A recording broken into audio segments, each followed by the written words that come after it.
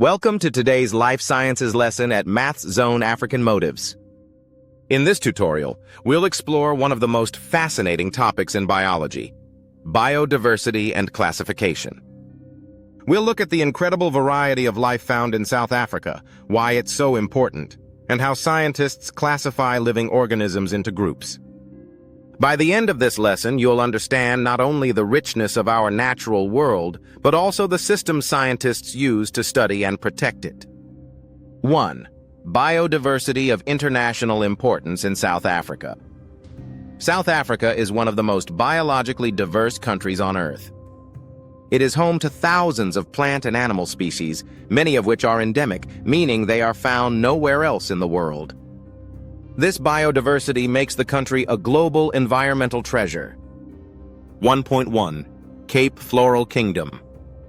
The Cape Floral Kingdom is the smallest of the world's 6 plant kingdoms.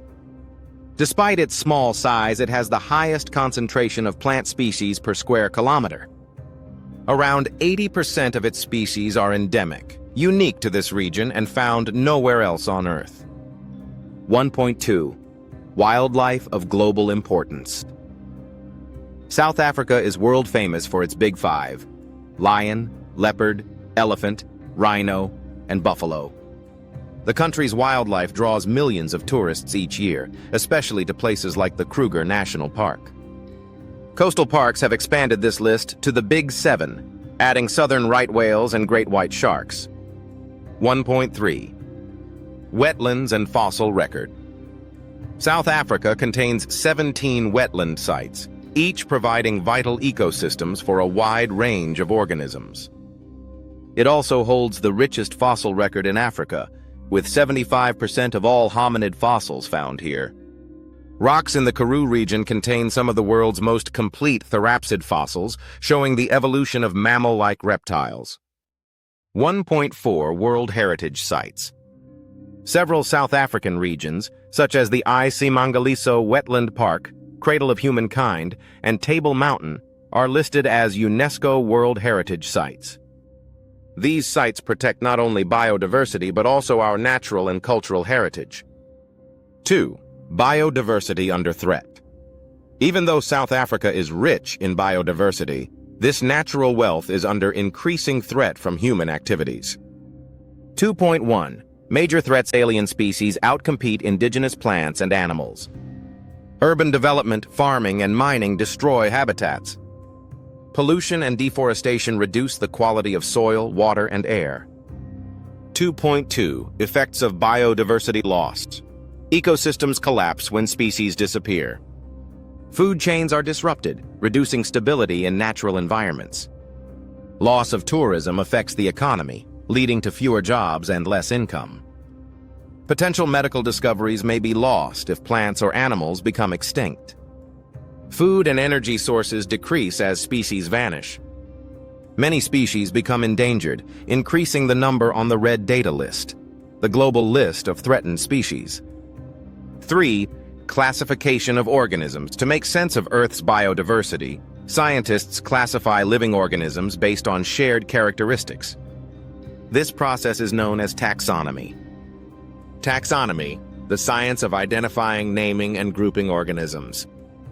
It includes 2 main branches: nomenclature, naming organisms; systematics, grouping organisms according to similarities, differences, and evolutionary relationships. 4. History of classification. Point 1. Aristotle, ancient Greece, divided all living things into 2 groups, plants and animals. His system was simple and based on visible features, but it didn't account for microscopic life forms.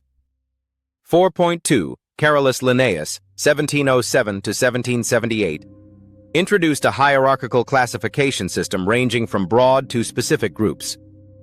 Developed the binomial nomenclature, giving every organism a 2-part Latin name: genus name, capital letter; species name, lowercase letter. Example: Homo sapiens, human.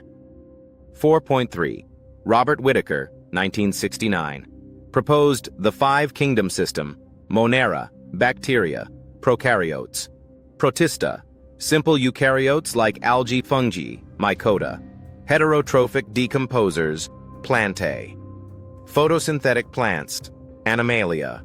Multicellular animals, Point 4. Dr. Carl Woese, 1977.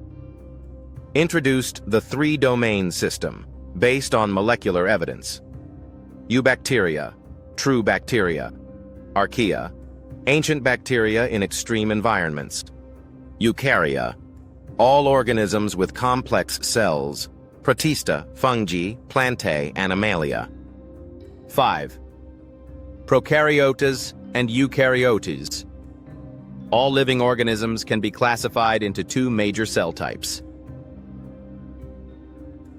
Prokaryotic cells. Eukaryotic cells. No nucleus. DNA in cytoplasm have a nucleus enclosed by a membrane. Simple structure. Complex structure. No membrane-bound organelles contain organelles like mitochondria.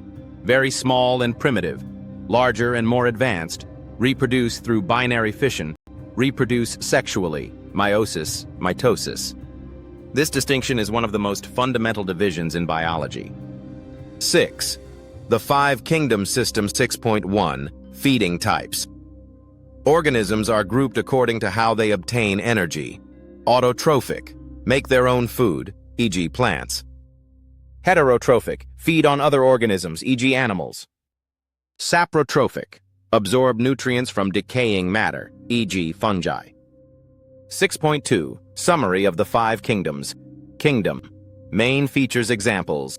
Monera, bacteria and archaea. Unicellular, no nucleus, can live in extreme environments, e. coli, Vibrio cholerae. Protista, mostly unicellular eukaryotes, autotrophic or heterotrophic amoeba, algae fungi. Eukaryotic, heterotrophic, absorb nutrients. Yeast, mushrooms.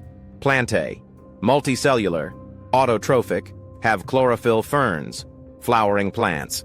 Animalia multicellular, heterotrophic, no cell walls. Fish, birds, mammals. 7. Naming organisms. The binomial system. Each organism is given a scientific name made up of two parts. Genus name, written first and capitalized. Species name, written second and lowercase.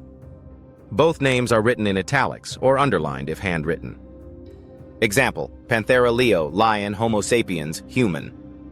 7.1. Why Latin? Latin was the language of science during the time of early taxonomy. Using Latin ensures a universal naming system understood by scientists worldwide. Names are standardized by international bodies such as the International Congress of Zoology and Botany. 8 classification keys. To identify organisms, scientists use classification keys, especially the dichotomous key. A dichotomous key presents pairs of contrasting statements about characteristics. Each choice leads to the next step until the organism's name or group is identified. This method ensures accurate identification and helps organize biodiversity systematically. Conclusion. In this lesson, we've learned that South Africa's biodiversity is both a global treasure and a scientific resource, but it's under constant threat from human activity and invasive species. We also discovered how classification systems help us make sense of this vast diversity of life, from Aristotle's early attempts to Linnaeus's binomial system and the modern five-kingdom and three-domain models. Classification connects us to evolution, ecology, and conservation. It reminds us that every living thing has a place in the web of life, and understanding that web is the first step to protecting it. Let's continue to value and protect the biodiversity that makes South Africa and our planet truly extraordinary.